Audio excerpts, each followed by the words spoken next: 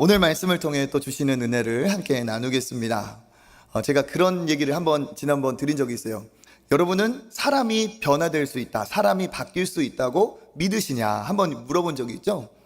세상에서는 그런 얘기를 참 많이 해요. 사람은 안 바뀐다, 사람은 바꿀 수 없다. 그런데 그것은 사실 어찌 보면 맞는 얘기죠. 사람의 노력으로 바뀌지가 않습니다. 그런데 신앙의 관점으로 보면 우리는 그것을 그렇게 볼 수만은 없죠. 왜 그러느냐? 하나님이 우리를 창조하시고 창조주 되신 주님 앞에 나아가면 하나님이 우리를 반드시 새롭게 바꾸시고 변화시키시기 때문입니다. 그래서 우리가 잘 알고 사랑하는 말씀이 있죠. 고린도후서 5장 17절 한번 읽어보겠습니다. 그런즉 누구든지 그리스도 안에 있으면 새로운 피조물이라. 이전 것은 지나갔으니 보라 새 것이 되었도다. 아멘. 우리가 참 좋아하는 구절입니다. 여기서도 뭐라고 말하고 있어요? 그리스도 안에 있으면 누구든지 새로운 피조물이 된다, 새롭게 된다. 이전 것은 지나갔으니 보라 새 것이 되었도다. 말씀이 선포하고 있어요. 그러니까 누구든지 그리스도 안에서 새롭게 변화될 수 있음을 믿으시기 바라겠습니다. 아마 그것을 체험하셨기 때문에 여기에 계신 거겠죠. 핵심은 뭐냐? 그리스도 안에 있을 때입니다. 바깥이 아니고 다른 방법이 아니고 그리스도 안에 우리가 머물 때. 그래서 그리스도 안에 머문다는 것이 무슨 의미인가 하면서 제가 세 가지로 요약해서 말씀을 지난번에 드렸어요. 그래서 그 세 가지의 앞글자를 따가지고 모친 말씀. 엄마의 말씀 원래 잘 들어야 되잖아요. 그죠? 그래서 모친 말씀. 모셔야 된다. 내가 예수 그리스도를 나의 구원자로 내 마음에 모실 때부터 그 일이 일어난다는 거죠. 모신다는 거. 만남. 그 다음에 친밀하게. 모신 나와 함께 하신 그리스도와 내가 함께 교제하고 계속 하나님 곁으로 내가 가려는 노력과 그 시도가 점점 쌓여질 때 하나님과 우리가 어떻게 돼요? 교감하고 그것이 더 친밀해지겠죠. 하나님과 친밀해질수록 우리에게 새로운 변화가 일어납니다. 그리고 말씀. 우리가 말씀을 그러면 내 안에 채우고 그 말씀에 순종하기로 따라 살 때 우리의 삶이 변화가 있죠. 그래서 주님을 모시고 그 주님과 내가 친밀해지고 또 그 주님이 나에게 주신 말씀에 따라 행할 때 우리가 그리스도 안에 있는 것이고 우리의 삶이 놀라운 변화를 이룰 수 있다. 그래서 그리스도 안에 거하자라는 말씀을 전했어요. 그리고 이 그리스도 안에 거하는 사람은 어떠한 특징이 있느냐를 말씀을 드렸어요. 오늘도 그에 또 준해서 드리는 말씀입니다. 사람이 변할 수가 있어요. 어떤 사람은 그렇게 생각합니다. 처음부터 이렇게 딱 봤을 때 믿음이 좋은 어떠한 장로님, 권사님들을 보면 야, 저분은 원래 나랑은 좀 다른 분인가 보다. 원래 믿음이 좋으셨던 그런 분인가 보다. 이렇게 생각하는 분도 계세요. 마치 저를 볼 때도 야, 저분은 그냥 태어날 때부터 목사로 태어났나 보다. 다른 사람들 응애 하고 나올 때 저분은 할렐루야 하면서 막 태어난 것처럼 저분은 그런 사람인가 봐. 그렇게 생각하는데 전혀 아닙니다. 똑같아. 차이는 뭐냐? 그리스도를 모시고 그리스도와 친밀해지고 그 말씀대로 행함이 저를 변화시켰다는 사실이에요. 저는 사실은 모태신앙도 아닙니다. 그러니까 어릴 때부터 교회를 다닌 것도 아니에요. 저희 아버지는 진짜 강한 무신론자였어요. 굉장히 완고하고 생각이 아주 뚜렷하셨기 때문에 뜻이 잘 굽혀지지 않는 분. 그런데 반대로 어머니는 믿음이 참 신실하고 좋으신 분. 어떠하게 이 둘이 무슨 이유로 만났는지 모르겠어요. 하여튼 하나님 없다고 생각하고 사는 사람과 하나님 진짜 살아계시다 하는 사람이 이게 만나 결혼을 했어요. 그러고 나서 어떻게 되느냐? 어릴 때 저도 종교전쟁을 우리 가정에서 많이 봤죠.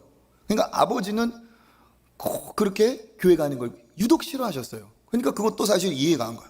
다른 데 가면 그냥 그런가 보다 하는데 꼭 교회 가면 싫어하는 거예요. 그리고 어머니는 아버지가 싫어하면 조금 자중해 아세요? 좀 자제할 법도 한데 하지 않고 막 자기 뜻을 굽히지 않는 거예요. 다른 거에서는 안 그러는데.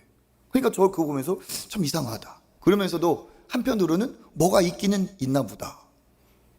제 할머니는 또 어떠한 분이었냐? 그러면 이제 절에 다니시는 분이었어요.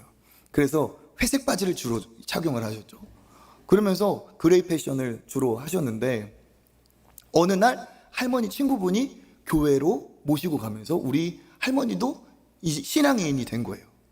그러면서 그 바지 이제 다른 바지 입으시고 교회를 열심히 다니시는 분이 됐어요. 그러다 보니까 이제 시어머니가 되는 거죠. 할머니와 며느리가 이제 같은 생각을 갖게 되면서 조금 저희 어머니가 이제 숨통이 트이는 거예요. 그러면서 할머니가 저를 양육해 주셨는데, 할머니가 저를 어릴 때 초등학생 때 교회를 데리고 나갔어요.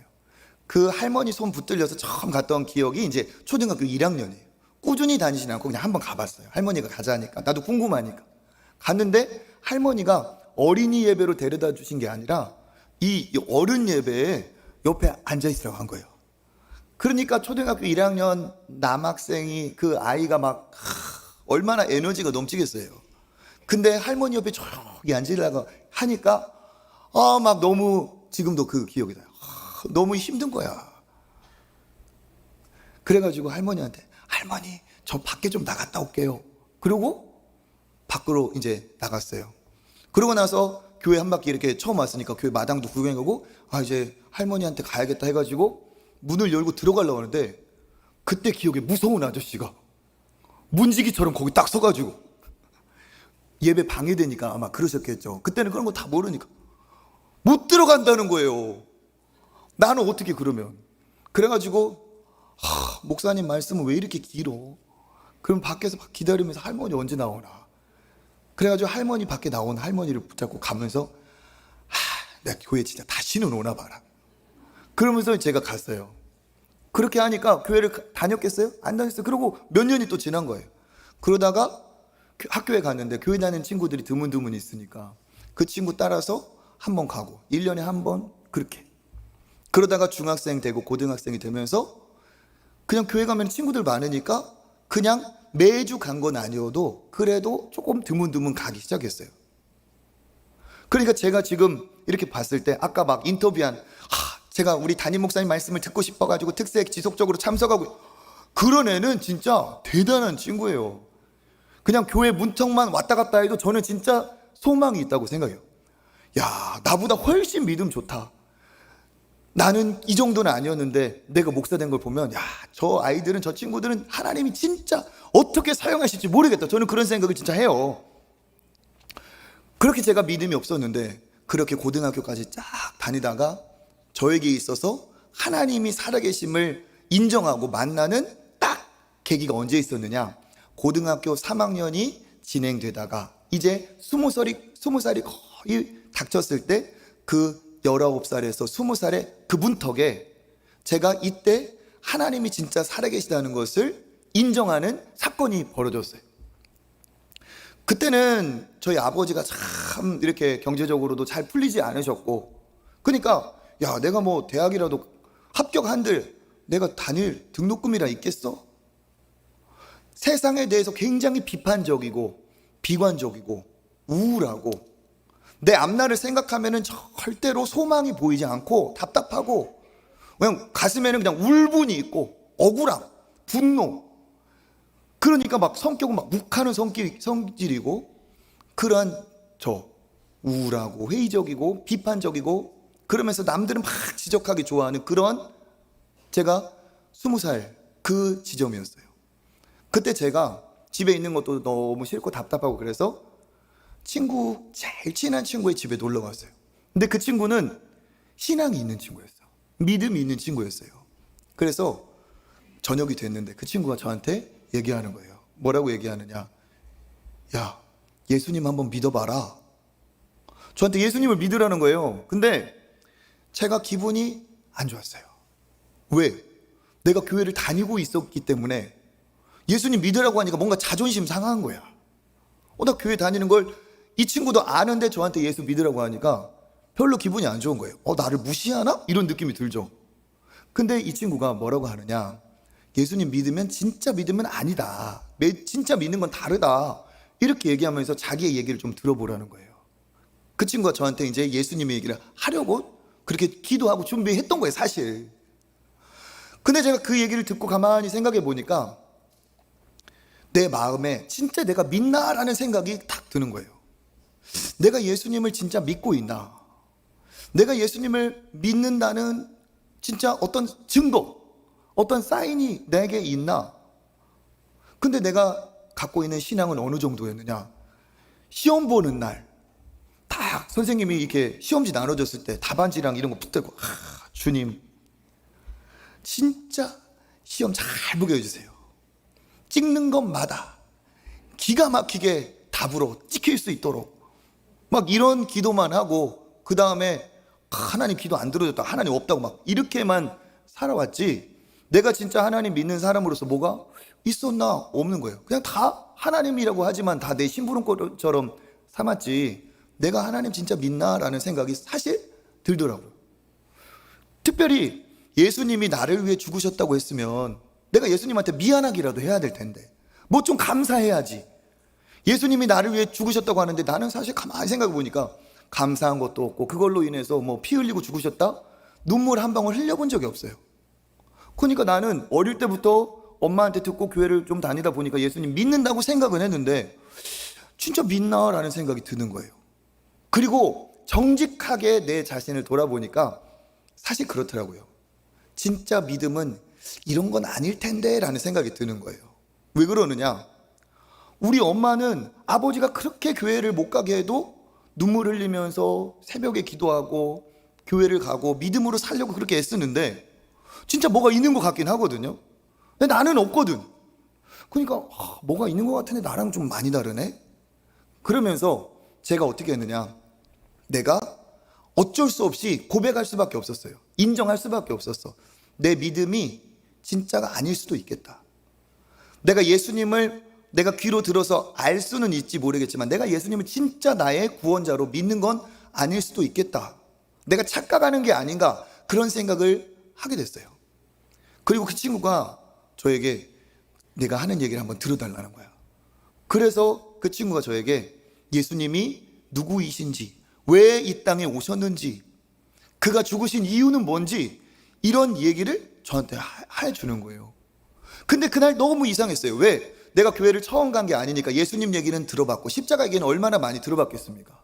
그런데 그날 그 친구가 저한테 해주는 그 예수님의 얘기는 희한하게 내가 뭔가 좀 들어보려고 해서 그런지 새롭게 들리는 거예요. 아는 얘기인데 새롭게 들려요. 그리고 그 친구 얘기를 듣고 나서 그래, 내가 이제 진짜 한번 믿어야겠다. 머리로 아는 게 아니고 진짜 한번 믿어봐야겠다 하면서 제 뜻을 숙이고 그 친구와 함께 기도했어요. 예수님이 진짜 계심을 내가 믿겠습니다. 나 때문에 죽은 것을 내가 진짜 시인합니다. 나와 함께 해주십시오. 나 좀 도와주십시오. 저 정말 답답하고 우울합니다 하면서 친구와 같이 기도를 했어요. 그리고 밤이 늦어서 그 친구네 집에 제가 잔 거예요. 그리고 자고 이제 눈을 떠서 아침 일찍 집으로 오는데 한 30분 정도를 저희 집이 떨어져 있어서 걸어오는 거예요. 걸어가는데 하늘을 무심코 이렇게 딱 봤는데 여기 지금 스크린에 막 파란색이 있는 것처럼 하늘이 파란 거예요. 그냥 파란 것도 아니고 파라네. 영롱하게 파라네요. 그러면서 제가 그냥 드는 생각이 그 파란 하늘에 감동이 되는 거예요. 언제 하늘이 이렇게 파랗지? 신기하다.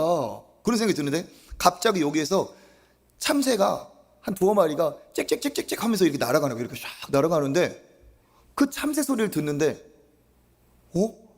참새 소리가 언제부터 이렇게 듣기가 좋았지? 어떤 노랫소리보다 그 참새 소리가 나한테 너무 기쁘게 들리는 거예요. 그리고 걸어가면서 땅을 쳐다봤는데 아침 일찍이어서 풀들이 있는데 그 풀이 뭐 이름 있는 뭐 좋은 화초겠습니까? 그냥 풀이에요. 근데 거기에 이슬이 아침이니까 동글동글 맺혀 있더라고. 근데 그거가 눈에 들어오면서 야, 언제부터 이렇게 이슬이 이렇게 예쁘고 이렇게 멋졌냐. 조그마한 잡초에 있는 그 이름도 모르는 그 조그마한 꽃송이들이 너무 예뻐 보이는 거예요. 그러면서 여러분 생각해 보세요. 어제까지는 절망적이었어요. 답답해서 우리 집에 있고 싶지도 않았어요. 그런데 내 마음이 갑자기 이렇게 희한하게 기쁨이 찾아오는 거예요. 그러면서 그 마음에 막 소망이, 그 전에는 제가 진짜 절망적이고 앞이 깜깜했거든요. 19에서 20살 이제 성인이 되어야 되나? 나도 내 인생을 책임져야 되나?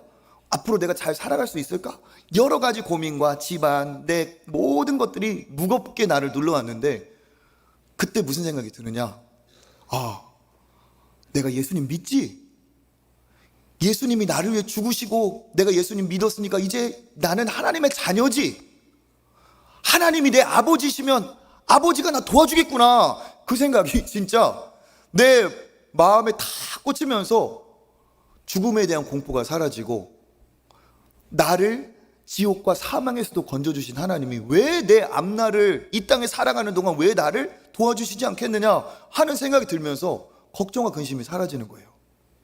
그러면서 집으로 오는데 세상이 바뀐 것 같아. 세상이. 근데 제가 나중에 깨달았어요. 뭐냐? 알고 봤더니 세상이 달라 보였는데 세상이 바뀐 게 아니고 내 눈이 바뀌고 내가 달라졌구나. 너무 신기했어요. 제 인생이 그때 이후로 걱정, 근심, 두려움, 공포, 절망, 좌절, 우울 이런 단어들이 제 인생에서 싹 사라지고 기대와 소망과 감사와 은혜, 이러한 것으로 제 인생이 뒤집어지는데 누가 옆에서 막 시킨 것도 아니에요. 그런데 놀랍게 내 머릿속에서 내 마음 안에서 무엇인가 작동이 되는 것처럼 그런 것들이 막 돌아가는 거예요. 그러면서 이제 어떻게 살아야 될까? 이제 멋지게 살고 싶다. 좀 제대로 살고 싶다. 내가 천국 가서 하나님 만날 텐데 어떻게 사는 것이 진짜 의미 있고 가치 있는 삶을 살 것인가? 이런 변화가 저에게 왔어요. 그러면서 제가 성경을 읽는데 이 구절과 같이 제가 체험을 한 거예요. 하나님 진짜 있구나.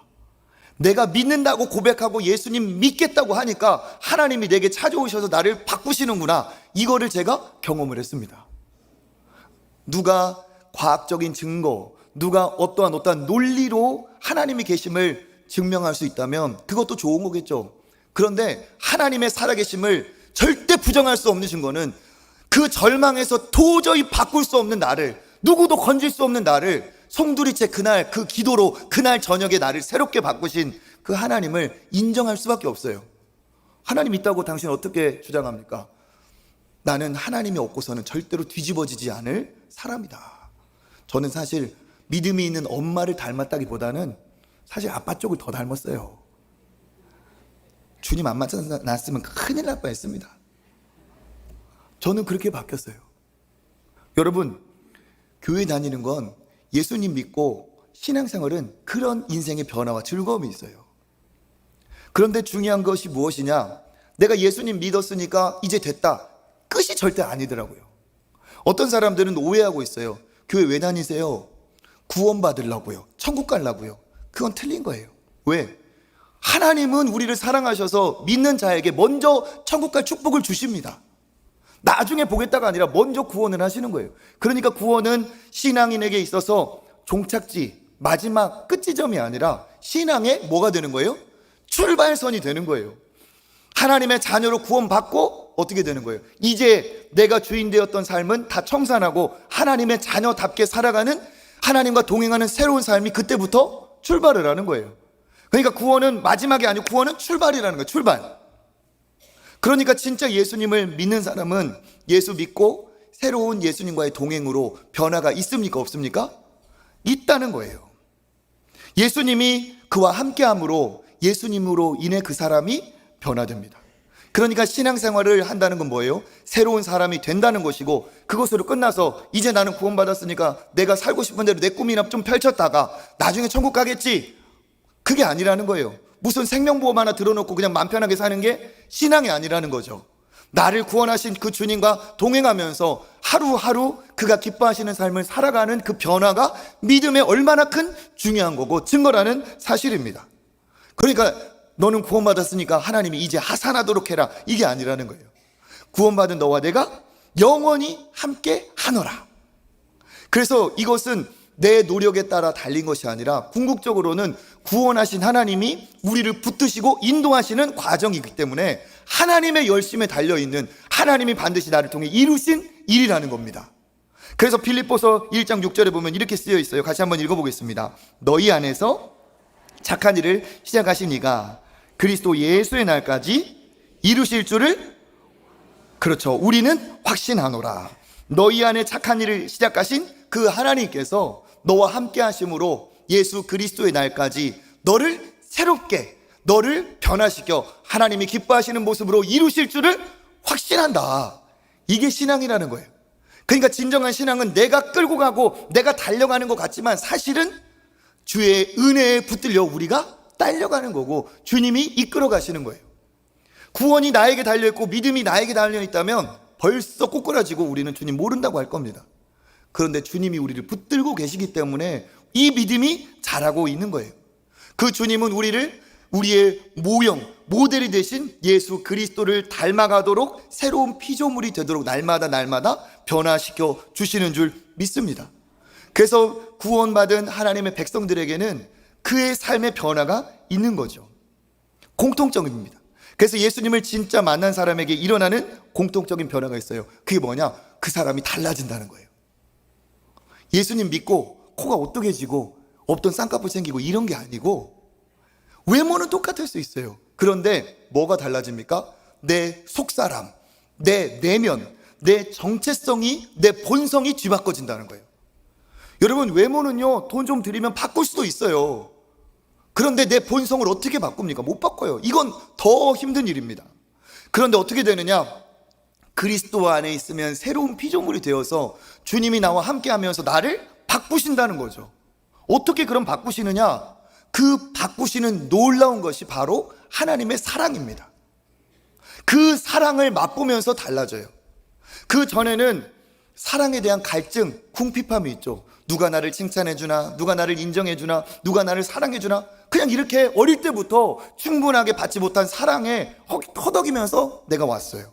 그런데 하나님을 만나고 하나님은 사랑이셔. 사랑. 나를 그냥 계산적으로 조건적으로 사랑하시는 분이 아니라 완전히 쏟아 부어 어마어마한 사랑으로 내가 감당하지 못할 만큼 나를 채우고도 남는 그 사랑으로 나를 사랑하시는 거예요. 이 놀라운 하나님의 사랑의 원형을 맛보면 어떻게 됩니까? 감격하는 거예요. 이 하나님의 사랑에 감격하고 이 하나님의 사랑이 우울에서 벗어나게 하고 기쁨이 샘솟게 하고 그리고 내가 지금까지 갈증하던 모든 인간관계 어떠한 소유 얻지 못했던 그 갈증이 하나님의 사랑으로 채워지며 만족이 찾아옵니다. 모든 결핍이 해소가 돼요. 왜? 천지를 창조하신 하나님이 내 편이시고 하나님이 진짜 살아계셔서 나를 사랑하신다는 이 엄청난 사랑이 우리에게 만족이 됩니다. 그러면서 어떻게 됩니까? 모나고 삐뚤어지고 막 사랑받으려고 아웅다웅했던 내 자신이 달라져요. 온유해지고 온전해지고 겸손해지고 내면에 이 단단한 내면에 힘이 생겨요. 아, 하나님이 자격 없는 나를 사랑하셨구나. 우리 로마서 5장 8절 읽어볼까요? 우리가 아직 죄인 되었을 때 그리스도께서 우리를 위하여 죽으심으로 하나님께서 우리에게 대한 자기의 사랑을 확증하셨느니라. 아멘. 자격 없는 나를 아직 죄인 되었을 때 어떻게 사랑하셨지? 너무 감사하다. 이렇게 되는 거예요. 나를 사랑하셔서 그가 치르신 대가가 너무 놀라운 거죠. 요한일서 4장 9절 읽어보겠습니다. 하나님의 사랑이 우리에게 이렇게 나타난 바 되었으니 하나님이 자기의 독생자를 세상에 보내심은 그로 말미암아 우리를 살리려 하심이라. 아멘. 나를 살리려고 자기 아들을 보내셔서 십자가에서 나를 위해 생명을 주셨구나. 이 어마어마한 대가에 이 놀라운 사랑이 나를 위해 부어졌구나. 이게 진짜 믿어지는 거예요. 그러면 어떻게 되겠어요? 감격하고 하나님의 사랑에 충격이 올 수밖에 없습니다. 그리고 그 아들의 놀라운 그 사랑 안에서 내가 모든 죄가 용서받고 예수 그리스도를 믿음으로 하나님의 자녀로 다 해결됐다는 것이 믿어질 때 그 기쁨과 감사는 이루 말할 수가 없어요. 우리 로마서 8장 2절 읽어보겠습니다. 이는 그리스도 예수 안에 있는 생명의 성령의 법이 죄와 사망의 법에서 너희를 해방하였습니다. 아멘. 그 죽음의 공포, 그 심판, 지옥, 이 사망의 공포, 이 이길 수 없는 죄의 유혹에서 나를 해방하셔서 내가 이길 수 있게 하시고 생명의 성령의 새로운 통치, 새로운 법을 내게 적용하셔서 나를 자녀 삼아 주시고 나에게 영원한 생명을 주셨구나. 이제 나는 죄와 사망의 법이 아니라 생명의 성령의 법의 통치를 받게 되었구나. 이제 나는 자유다. 이제 나는 해방이다. 이것이 믿어지는 순간에 그 사람이 어떻게 될까요? 그 하나님의 사랑에 감격하고 변화되지 않을 수가 없습니다. 차이는 뭐예요? 주인이 바뀐 거예요. 그 전에 주인이 달랐어요. 이 집으로 한번 비유를 하면, 이 집이 괜찮은 집이었는데 이 집에 도둑 같은 도둑이 이 집의 주인이 됐어요. 어떻게 될까요? 도둑이 그 집에 사니까 도둑이 소굴이 된 거야. 가서 유흥을 즐기고 막 퇴폐적인 이상한 짓을 하고 쓰레기가 넘쳐나고 집 방문을 걷어차고 집이 부서지고 악취가 나고 멀쩡한 집이 다 망가져 버린 거예요. 주인이 되면 안 될 주인이 찾아왔기 때문에. 그런데 그 도둑이 잡혀나가고 진짜 이 집이 필요해서 참 바라고 있던 선량한 집주인이 이 집을 소유하게 됐어요. 그러면 어떻게 될까요? 그것만으로도 너무 기뻐서 그 오래되고 낡고 악취나고 쓰레기가 쌓인 집을 어떻게 할까? 깨끗이 치우고 정리하는 거예요. 쓰레기 다 갖다 버리고 부서진 것은 고치고 더러운 것은 다 닦아내고 도배를, 창판을 바꾸고 페인트 칠을 하는 거예요. 똑같은 집인데 완전히 다른 집이 돼버려요. 어떻게? 무슨 이유로? 좋은 주인을 그 집이 만났기 때문에. 우리의 인생도 그와 마찬가지라는 거예요. 우리의 원래 행복은 하나님이 우리와 함께 할 때 행복한 존재예요. 그때 만족한 존재인데 죄로 인해 하나님 떠나고 쾌락이 내 주인이 되고 돈이 내 주인이 되고 세상 성공이 내 주인이 되고 주인으로 내가 감당할 수 있는 능력 없는 내 자신, 내 인생의 주인 노릇을 하니까 어떻게 돼요? 내 인생의 운전대가 휘둘리는 거예요. 그런데 어떤 일이 벌어졌습니까? 그곳에 진짜 의롭고 나를 사랑하시는 주님이 내게 찾아오셨어요. 내가 고쳐지고 만족해지고 변화되고 새로워지는 거예요. 이러면서 어떻게 됩니까? 똑같은 나라는 이름 석자는 달라진 게 없는데, 외모는 달라진 게 없는데 그 주인이신 나를 사랑하시는 그 성령께서, 하나님 아버지께서 나를 찾아오심으로 내 모간한 성격, 내 아픈 마음 다 아시고 쓰다듬어 주시고 채워주시고 위로해 주시고 회복하게 해주신다는 거예요. 그러면 어떻게 되는 줄 아세요? 경험해 보셨죠? 감사가 넘쳐요. 감사가 넘쳐요. 그리고 그 감사는 뭘로 이어지느냐? 나를 사랑하신 그 하나님의 그 사랑에 감격해서 우리에게 새로운 일이 일어납니다. 나도 하나님을 알고 싶고 하나님을 사랑하고 싶어요. 나를 이렇게 사랑해 주신 그 주님을 나도 사랑하고 싶어요. 사랑하기 때문에 어떻게 되느냐? 내가 지금까지는 하나님 걱정거리였는데 이제는 걱정거리로 살지 말고 하나님 자랑거리로 살자. 하나님이 진짜 나를 보며 항상 눈물만 흘리셨을 텐데 이제는 나 때문에 눈물 흘리는 것이 아니라 나 때문에 활짝 미소를 지으셨으면 너무 좋겠다. 나도 그렇게 살고 싶다 하는 변화가, 놀라운 일이 일어나는 거예요. 삶의 방향 전환이 일어납니다. 지금까지 내가 가졌던 모든 것이 나를 위한 것이었어요. 나를 위해서 내 돈, 시간, 능력, 재능, 인맥, 특기 등등 다 나를 위해, 내 즐거움을 위해 사용되었던 것을 방향을 바꿉니다. 그래서 누구를 위해? 하나님이 기뻐하시는 일을 위해 내 시간, 물질, 내 능력, 내 관계, 내 취미, 내가 할 수 있는 것 사용하게 되는 거예요. 새소식반 드림스쿨 할 때도 다 그런 분들이세요. 나를 위해 갖게 된 그 취미가 하나님 앞에 감사해서 애들을 섬기는 통로가 되는 거예요. 변화가 되는 거죠. 그 전까지는 물질이 최고였는데 하나님의 그 사랑을 체험하고 하나님 앞에 물질을 드리기 시작해요. 그 전에는 교회에 오래 앉아 있는 건 시간 낭비라고 생각했는데 교회 오는 것이 즐거워져요. 일주일에 한 번 오는 것도 너무 싫었어. 오늘 눈을 뜰 때 오늘은 교회 가지 않아야 될 이유가 뭐가 있을까? 창문을 딱 열어봤더니 하늘에서 비가 오고 있어요. 와, 비가 오는 날, 이것은 교회에 가지 않아도 된다는 하늘의 계시다. 나는 오늘은 안 갈 이유가 너무 확실하기 때문에 나는 안 간다. 가야 될 이유가 아니라 안 가야 될 이유를 막 찾는 거예요. 그랬던 사람이 은혜 받으니까요, 주일에 오는 건 기쁘고 와서 집중하고 와서 은혜 받고 주일만 오는 것이 아니라 다른 때는 또 언제 올 수 있을까? 시간이 달라져요. 그리고 어떻게 됩니까? 머무는 시간이 길어지고 믿음의 사람들과 좀 친해지고 싶어요. 공동체 안으로 들어와요. 그 전에는 어떻게 했느냐? 조용히 와서 뒤에 등록도 가급적이면 가장 몰리고 몰려서 안 할 수 없을 때 하면 하더라도 등록 안 한다. 조용히 와서 내가 이 교회에서 예배드리고 갔다는 사실을 그 누구에도 알리지 말아라. 무슨 이순신 장군의 후예같이 그렇게 얘기를 하는 거예요. 나한테 누구도 아는 체 안 해줬으면 좋겠고 아는 사람 한 명도 안 만났으면 좋겠고 그랬던 사람이 신앙이 생기니까 믿음의 사람들과 좀 얘기하고 싶어. 그들의 하나님과 함께 하고 싶어. 그러면서 어떻게 돼요? 믿음의 공동체 안으로 들어와요. 이전에는 남는 것 겨우 하나님 앞에 시간이든 물질이든 드릴까 말까 했는데 나를 사랑하시는 그 주님 앞에 먼저 무엇인가를 떼어서 드리기 시작합니다. 하나님의 은혜라는 걸 체험하고 그리고 또 신앙생활에 관심이 생겨요. 하나님이 어떤 분인가 알고 싶어요. 성경을 듣게 되고 배웁니다. 그리고 어떻게 돼요? 교회 안 다니는 사람 보면은 그 사람에게 교회 다니라고 좀 얘기해 주고 싶어.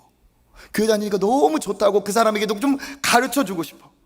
그래서 하나님을 소개하고 교회를 자랑하고 이런 일이 생겨요. 그 중에 한 가지가 뭐냐? 내가 진짜 이전에는 찔러도 피 한 방울 안 나오던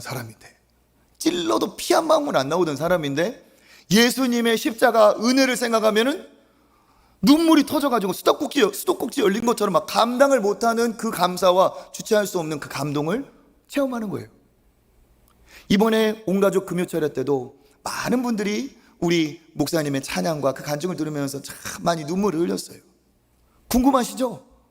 오신 분도 궁금하고 안 오신 분은 더 궁금하고 제가 그래서 영상 한번 보여드릴게요. 그 찬양의 영상 한번 보겠습니다.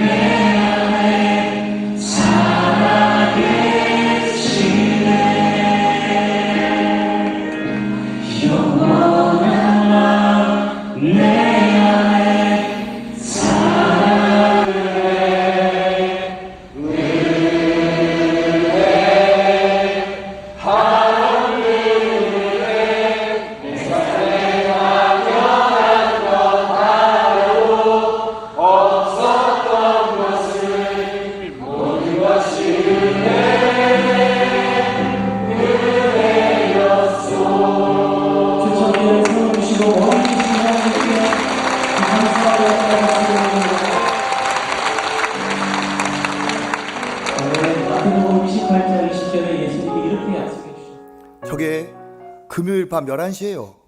대낮이 아니에요. 얼마나 하나님의 은혜와 기쁨에 눈물을 흘렸는지 제가 이제 어제 한 집사님 만나서 얘기하는데 목사님 참 은혜 많이 받았습니다. 참 저도 하나님의 은혜라는 걸 다시 한번 기억하면서 눈물 쏟고 막 그랬다는 거예요. 근데 그 분이 그렇게 눈물 흘릴 분이 아니에요. 그 아내 집사님 기도 많이 했어요. 근데 어느 날 하나님이 은혜 주시니까 눈물을 쏟으면서 야, 하나님 계시구나. 모든 것이 내 뜻대로 내 맘대로 내 열심인 줄 알았더니 하나님이 주셨던 은혜구나 하면서 고백하게 되는 거예요. 그게 어떻게 됩니까? 하나님의 사랑에 감동하는 거예요. 하나님의 사랑. 그 사랑이 내게 임하니까 어떻게 해요? 나도 반응을 하는 거죠. 감사가 넘치고 어떻게? 나도 주님을 사랑합니다. 사랑하면 어떻게 해요? 진짜 사랑이라면 그 사랑하는 사람을 위해, 사랑하는 누군가를 위해 뭔가를 하잖아요.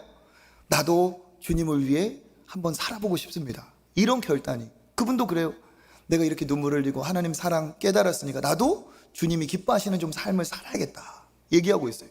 이게 정상이고 이게 당연한 거라는 거예요. 뭡니까? 하나님의 사랑이 내게 임하면 그 사랑이 나를 감동시키고 사랑이 나를 끌어가는 거예요. 그러니까 어떻게 됩니까? 사랑하면 힘든 일도 어떻게 돼요? 쉬워져요. 쉬워져.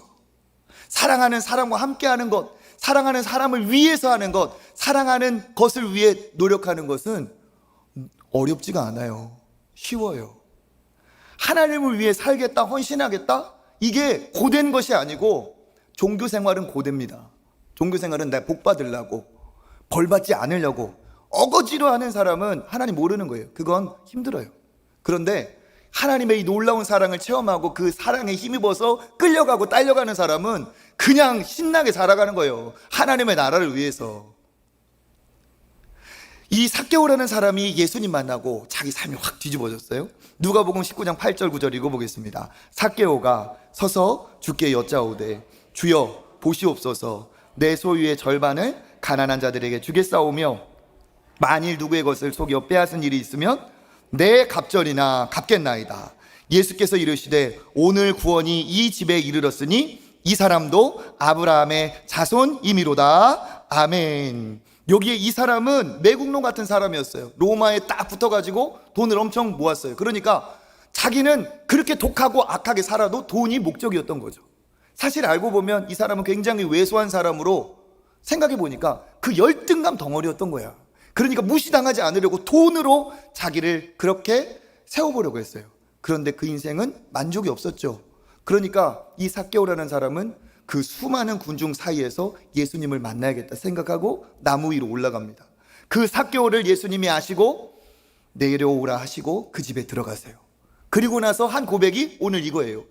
주님, 내가 이 재산의 절반을 어려운 사람을 위해서 내가 쓰겠습니다. 그리고 내가 나쁜 짓으로 해가지고 모은 돈이 있다면 그러한 사람들에게 내가 내 갑절로 갚아주겠습니다.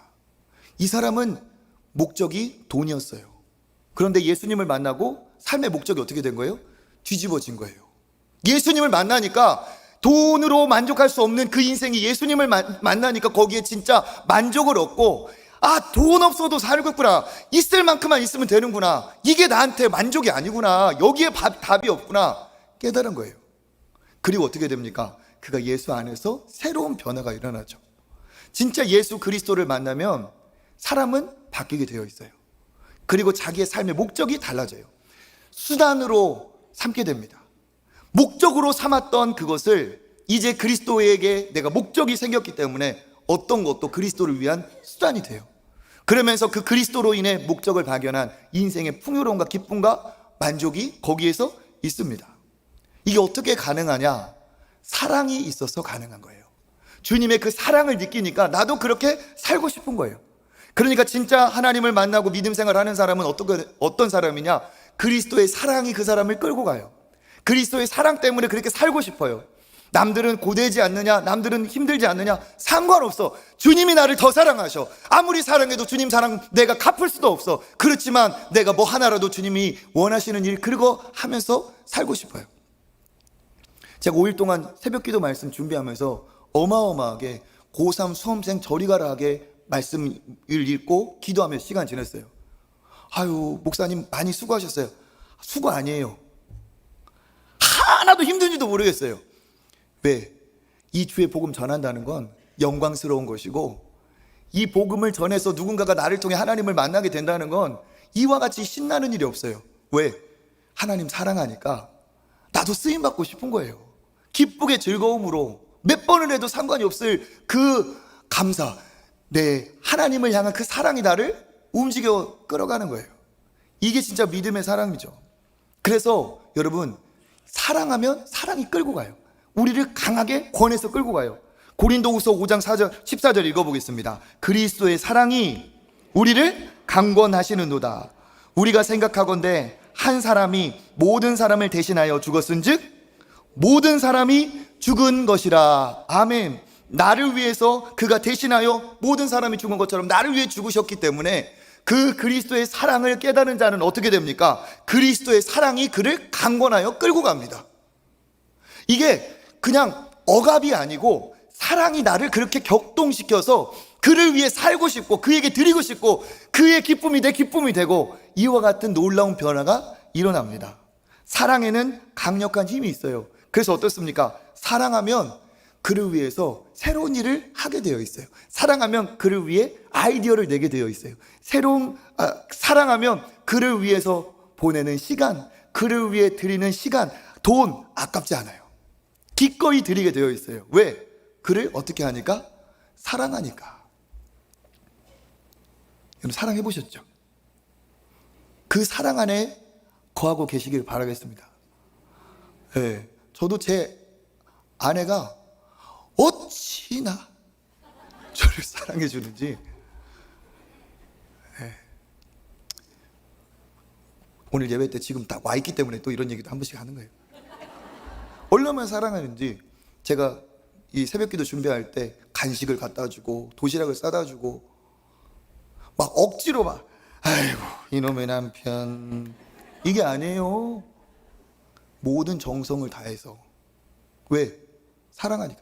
목사님 신혼인가 보다. 아니에요. 올해가 결혼 내 세 분이가 결혼 21주년이야.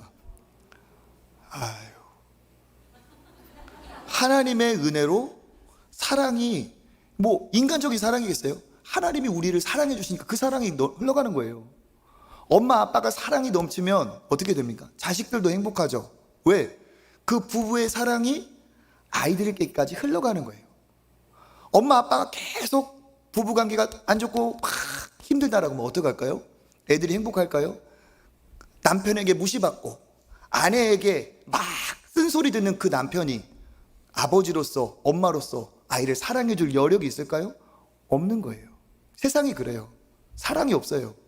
그런데 우리는 그게 가능하다는 거예요. 왜? 이 놀라운 나를 위해 죽기까지 하신 예수 그리스도의 사랑, 나를 위해 아끼지 않고 아들을 보내주신 그 사랑이 내게 부어졌기 때문에 그것을 만난 사람은 그 사랑 안에 모든 결핍, 갈증 싹 끝나고 모든 상처 다 치유되고, 그리고 어떻게 돼요? 나도 누군가를 사랑할 수 있어요. 나도 이 놀라운 죄를 용서받은 이 구원의 은혜가 있는데 내가 저 사람 미워해서 뭐하나? 저 사람 내가 용서하자. 나도 그 큰 사랑 받았는데, 나도 자격 없는 내가 사랑 받았는데 나도 뭔가 나누며 살아야지, 베풀며 살아야지. 이렇게 안 되겠습니까? 그러니까 신앙생활은 이론이 아니라는 거예요. 진짜 하나님이 실존에 계시고 그 실존하신 하나님, 눈에 보이지 않지만 살아계신 하나님을 만나면 그 인생의 참 만족이 실제적으로 올 수 있고 오게 되고, 그것은 우리 삶의 놀라운 풍요로움과 변화로 이어진다는 사실입니다. 그리스도의 사랑이 우리를 강권한다 했는데, 이 강권이라는 단어는 의미적으로 포위하다, 둘러싸다는 거예요. 그러니까 그리스도의 사랑이 우리를 강권하다는 뜻은 그 사랑이 우리를 만족하게 완전히 둘러싼다는 뜻이고, 포위해서 어떻게 하죠? 몰아가죠. 그 그리스도의 사랑이 우리를 몰아간다는 거예요. 하나님의 기쁨이 되는 삶으로 나도 그를 사랑하고 그의 만족이 되게끔 나도 그에게 어떻게 돼요? 새로운 삶이 변화된다는 거죠. 그러니까 진짜 신앙생활 하는 사람에게는 그 내면에 강력한 동기, 에너지, 힘이 있습니다. 어거지로 절대 하지 않아요. 자원하여 기뻐서 드리고도 쓰임받고도 소비되고 내 삶이 그를 위해 허비되고도 오히려 하나님 앞에 감사할 수 있게 되죠. 나를 위해 모든 것을 다 쏟아부으신 그분 때문에. 그러니까 우리는 이렇게 생각할 수 있어요. 야, 어떻게 선교사가 되나? 가서 고생하지, 핍박당하지, 어떻게 선교사 되나? 하지만 그게 아닌 거예요. 왜? 그는 그렇게 할 만큼 우리보다 더 하나님의 사랑을 많이 맛본 거죠. 그 사람만 하나님이 더 사랑하고 우리는 덜 사랑한 게 아니라 하나님은 어마어마한 사랑으로 우리를 사랑하시는데 그가 조금 더 맛본 거예요. 그래서 이렇게 살 수 없고 내가 이 하나님의 사랑을 전하는 사람이 되어야겠다. 모르는 사람한테까지 가자. 그러면서 그의 삶이 하나님을 자랑하는 삶으로 변화되는 거예요. 이래 선교를 가는 거예요. 그러니까 이건 선교사만의 문제가 아니라 우리도 같은 사랑을 받은 자로서 학교든 직장이든 가정이든 이와 같은 삶의 변화가 이러한 흐름이 있는 게 진짜 그리스도인이라는 거죠. 이번에 캄보디아를 갔을 때도 그 선교사님과 얘기하고 그 간증에 정말 큰 감동을 받았어요. 우리 여선교사님, 우리 진선미 선교사님 얘기하는데 이래 얘기하시더라고. 대학 들어가서 하나님을 알게 됐고 그 뜨거운 사랑에 내가 은혜 받고 새 사람이 되어서 하나님 앞에 진짜 뭐 하나라도 하나님 앞에 드리고 싶은 거예요. 근데 내 자신을 볼 때 가진 것도 능력도 너무 부족한데 그래도 하나님이 너무 좋아서 하나님께 너무 감사해서 이런 나를 사랑해 주시는 하나님께 너무 진짜 송구스러워서 나도 하나님을 위해 살고 싶다는 생각이 들었대요. 그러면서 그의 첫 하나님 앞에 헌신의 기도가 이랬대요. 하나님, 제가 이렇게 연약하고 잘 놀래고 연약한데 하나님, 저 같은 사람도 쓰십니까? 물어봤대요. 저 같은 사람도 쓰십니까? 이게 뭐예요? 되도록이면 저 모른 채 해주세요. 이게 아니죠. 내가 내 자신을 연약하다는 걸 너무 아는데 연약한 나를 하나님 쓰실 만하십니까? 나를 쓰시는 게 유익이 되십니까? 그래도 쓰신다면 저를 주님 앞에 드립니다. 왜? 예수님이 나를 살리기 위해서 고민하지 않고 계산하지 않고 망설이지 않고 단번에 십자가에 나를 위해 오신 것처럼 나도 하나님이 기뻐하신다면 하나님이 쓰신다면 내가 어디라도 주님께 내 자신을 드립니다. 그게 하나님의 사랑에 뭐가 잘나고 능력이 있어서가 아니라 하나님의 사랑에 이끌려서 그런 거예요. 우리나라에 오신 많은 선교사님들 그리고 믿음으로 새벽을 깨우고 금요일에 함께 기도하는 분들 다 뭡니까? 각자마다 하나님과의 사랑의 추억이 있고 그 사랑이 이끌기 때문에 이렇게 살아가는 거죠. 그러니까 여러분 진짜 신앙생활에 대해서 우리가 잊어버리면 안 돼요. 진짜 믿음은 하나님 사랑하는 거고 그 사랑이 나를 끌어가는 거고 이제는 하나님 사랑하기 때문에 나를 위해 살지 않고 나를 위해 죽으신 나를 위해 생명 주신 그를 위해 살아가는 겁니다. 그래서 그 다음 절 고린도후서 5장 15절 읽어보겠습니다. 그가 모든 사람을 대신하여 죽으심은 살아있는 자들로 하여금 다시는 그들 자신을 위하여 살지 않고 오직 그들을 대신하여 죽었다가 다시 살아나신 이를 위하여 살게 하려 함이라. 아멘. 그가 죽으시고 그가 살려주셨기 때문에 이제는 어떻게 된다는 거예요? 나를 위해 죽었다가 나를 위해 살아나신 그를 위해 내가 살게 된다. 나의 사랑하는 그 하나님에 대한 사랑이 그렇게 나를 어떻게 한다는 거예요? 끌고 간다는 거예요. 끌고 간다는 것. 그러니까 우리의 믿음은 어떤 것이 온전하고 진짜 믿음의 원형이냐. 예, 화면 바꿔주세요. 뭐가 원형이냐 하는 게 뭡니까? 예수님의 사랑, 하나님의 사랑에 감동하고 감격하여 그 사랑이 나를 이끌어가는 거예요. 이 신앙생활은 얼마나 행복한지 몰라요. 아까 얘기했죠. 비 오면 너무 좋다 안 간다 뭐 이렇게 어렵게 여기 와서 앉아있는 사람하고 기뻐서 앉아있는 사람하고 하나님 사랑해서 앉아있는 사람하고 같겠습니까? 다르잖아요. 그죠? 여기 있는 것 자체가 너무 기뻐요. 하나님 앞에 드릴 수 있어서 기뻐요. 어떻게 하면 조금이라도 숨겨서 하나님 나 좀 안 뺏길까 이게 아니라 주님을 위해 없는 것이라도 내 전부라도 드릴 수 있는 게 이게 사랑이에요. 이게 신앙이에요. 그런데 이게 고통스러워서 울며 겨자 먹기로 뺏기는 거냐? 아니라는 거예요. 드릴 수 있어요. 왜? 이미 나는 더 큰 갚을 수 없는 더 큰 축복을 받았어요. 하나님의 자녀가 됐고 죄 사함을 받았고 지금 죽어도 천국에서 눈 뜰 수 있는 자녀된 구원의 축복을 얻었고 그 하나님이 나와 함께 하시며 나를 망하지 않는 길로 나를 생명의 길로 반드시 승리의 길로 인도하실 것을 믿기 때문에 그렇죠. 그러니까 그렇게 살 수밖에 없는 거예요. 우리 솔직히 보세요. 누가 전화해가지고 우리 한번 봅시다. 시간 없는데 돈 없는데 이렇게 나오는 건 뭡니까? 시간 없고 돈 없는 게 아니에요. 마음이 없는 거예요. 사랑하지 않는 거예요. 근데 연애할 때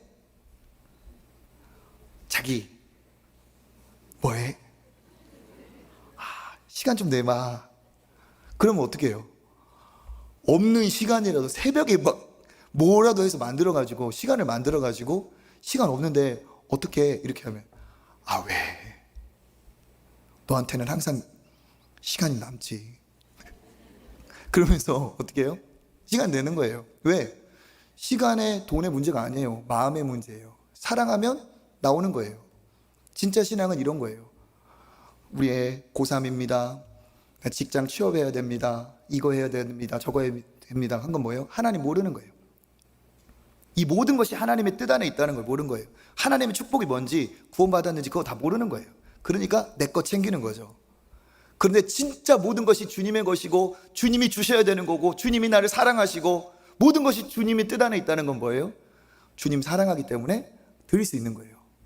우리 애들도 아빠 하나만 줘봐라 그랬을 때 깨어있는 자녀, 아빠 다 가져도 돼요.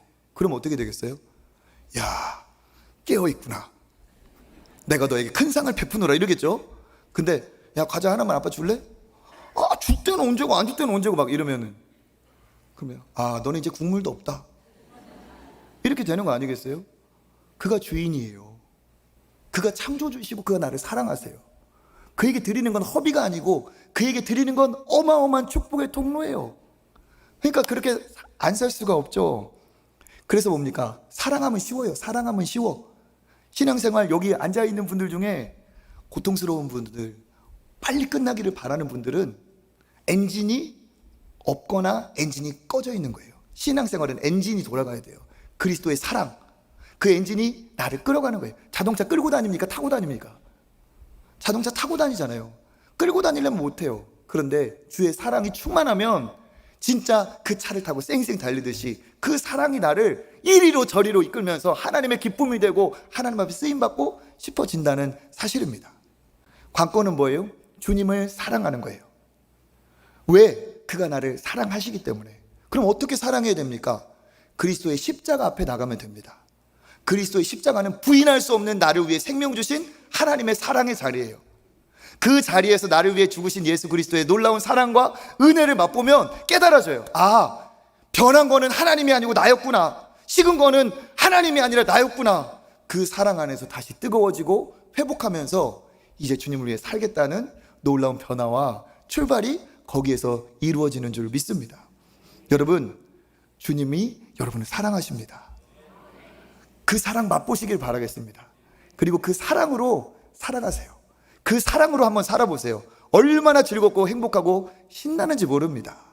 교회 오는 것 정도가 아니라 일상이, 주님과 동행하는 일상이 기쁨과 감사인 줄 믿으시길 바라겠습니다. 그렇게 주님 앞에 쓰임받는 저와 여러분 되시기를 주님의 이름으로 축복합니다.